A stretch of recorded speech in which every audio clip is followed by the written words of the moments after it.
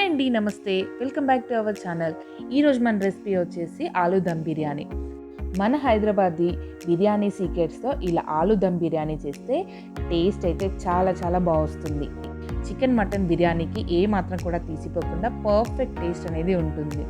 Simple ఇంగ్రీడియంట్స్తో ఈజీగా అయిపోయేలాగా ఆలూ దమ్ బిర్యానీ ఎలా తయారు చేయాలో నేను మీకు ఈ వీడియోలో క్లియర్గా చూపిస్తాను. పార్టీస్కైనా ఏదైనా ఫంక్షన్స్ అయినా అకేషన్స్ అయినా కూడా వెజిటేరియన్ స్పెషల్ కావాలి అంటే ఇలా మనం ఆలూ దమ్ బిర్యానీ ట్రై చేయండి, చాలా బాగుంటుంది. ఇప్పుడు దాని రెసిపీని చూద్దాం. దానికన్నా ముందు ఇప్పటివరకు మన ఛానల్ని ఎవరైనా ఫస్ట్ టైంగా చూసినట్టయితే తప్పకుండా సబ్స్క్రైబ్ చేయండి, పక్కన ఉన్న బెల్ ఐకాన్ అయితే ఖచ్చితంగా ప్రెస్ చేయండి. ఇప్పుడు ఈ రెసిపీని చూద్దాము. ముందుగా 1/2 kg ఇలా బేబీ పొటాటోస్ని ఉడికించి పొట్టు తీసుకొని పెట్టుకోవాలి. ఇది మనకు ఒక 60 to 70% కుక్ చేసుకుంటే సరిపోతుంది. మరీ సాఫ్ట్గా కుక్ అయితే మాత్రం బిర్యానీతో దమ్ అవుతున్నప్పుడు మెత్తగా అయిపోతాయి. ఇప్పుడు ఇందులోకి 3 పచ్చిమిర్చీలు, సన్నగా కట్ చేసిన పుదీనా, కొత్తిమీర, అలాగే ఫ్రైడ్ ఆనియన్స్ని కూడా వేసుకోవాలి. వీటితో పాటుగా 1 టేబుల్ స్పూన్ వరకు అల్లం వెల్లుల్లిపాయ పేస్ట్, 1.5 టేబుల్ స్పూన్ వరకు కారము, 1.5 స్పూన్ వరకు సాల్ట్ని వేసుకోవాలి.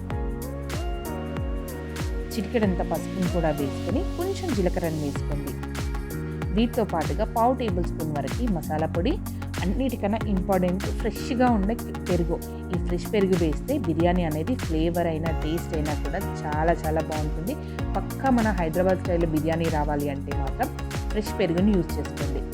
ఇప్పుడు ఇలా కలిపి పక్కన ఉంచుకున్న తర్వాత 2 గ్లాసుల బియ్యంని అంటే 1/2 kg బాస్మతి రైస్ని కడిగి 1 గంట పాటు నానబెట్టండి.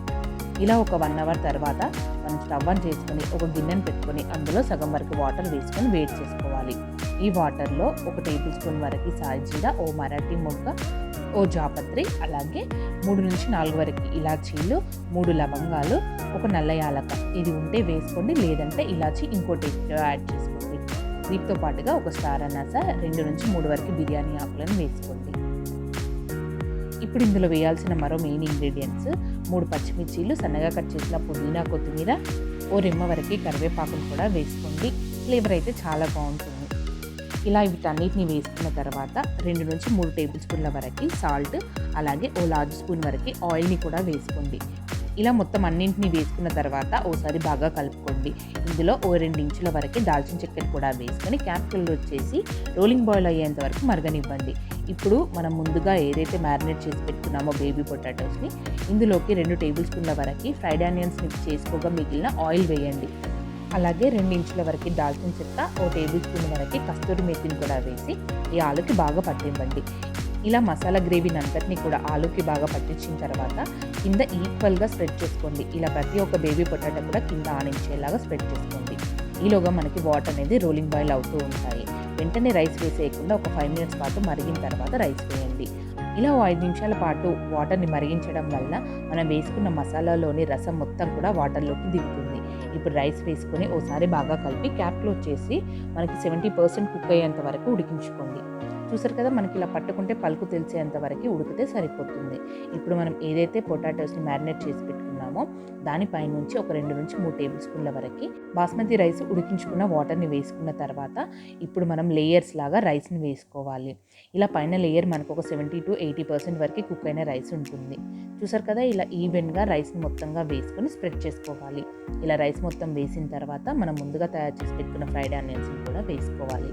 సన్నగా కట్ చేసిన పుదీనా, కొత్తిమీర వీటిని కూడా వేసుకోండి. ఒక 10 నుంచి 15 స్టాండ్స్ వరకు కుంకుమ పువ్వుని కూడా వేడి వేడి పాలల్లో నానబెడితే ఇలా మనకి పర్ఫెక్ట్గా కలర్ అనేది వచ్చేస్తుంది.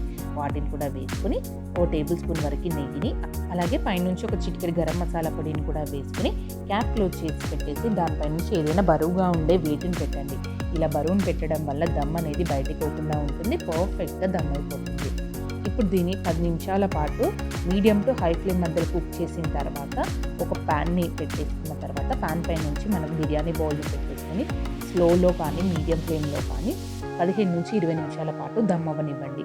ఇలా మనకి 15 నిమిషాల పాటు దమ్ అయితే పర్ఫెక్ట్ బిర్యానీ అనేది రెడీ అయిపోతుంది. చూసారు కదా, మనకి ఎంత పర్ఫెక్ట్గా దమ్ అయిపోయిందో. రైస్ అనేది ఇలా మెత్తబడాలి. ఇలా మెత్తబడితే టేస్ట్ అయితే చాలా చాలా బాగుంటుంది. సేమ్ మనకి రెస్టారెంట్ స్టైల్లో తిన్నలాగానే బిర్యానీ అనేది అయితే వస్తుంది. ఈ టిప్స్ని ఫాలో అవుతూ ఆలూ దమ్ బిర్యానీ మీరు కూడా ఇంట్లో చేయండి. వెజిటేరియన్ స్పెషల్ డేకి స్పెషల్ రెసిపీ అవుతుంది. చూసారు కదా, మనకు ఆలూ కూడా పర్ఫెక్ట్గా కుక్ అయిపోయింది. చూసారు కదా ఫ్రెండ్స్, ఈజీగా ఆలూ దమ్ బిర్యానీ ఇంట్లో ఎలా తయారు చేయాలో. ఇది సేమ్ మనకు రెస్టారెంట్ లాంటి బిర్యానీ ఫ్లేవర్తో టేస్ట్తో చాలా చాలా పర్ఫెక్ట్గా వస్తుంది. మీరు కూడా ఈ టిప్స్తో ఇంట్లో తయారు చేయండి. ఏ రెస్టారెంట్లో కొన్నావా అని చెప్పేసి అడుగుతారు. తప్పకుండా మీరు కూడా ఈ రెసిపీని ఇంట్లో ట్రై చేసి ఒకసారి ఎలా వచ్చిందో కామెంట్ సెక్షన్లో చెప్పండి. అండ్ ఈ ఆలూ దమ్ బిర్యానీకి బెస్ట్ కాంబినేషన్ అయితే రైతా. గ్రేవీ లేకున్నా కూడా రైతాతో తినేయచ్చు. చూసారు కదా, ఈ వీడియో కనుక మీకు నచ్చినట్లయితే తప్పకుండా లైక్ చేయండి, షేర్ చేయండి. మరిన్ని మంచి మంచి రెసిపీస్ కోసం మన ఛానల్ని అయితే తప్పకుండా సబ్స్క్రైబ్ చేయండి, డైలీ ఫాలో అవడానికి ట్రై చేయండి. Thank you friends, thanks for watching.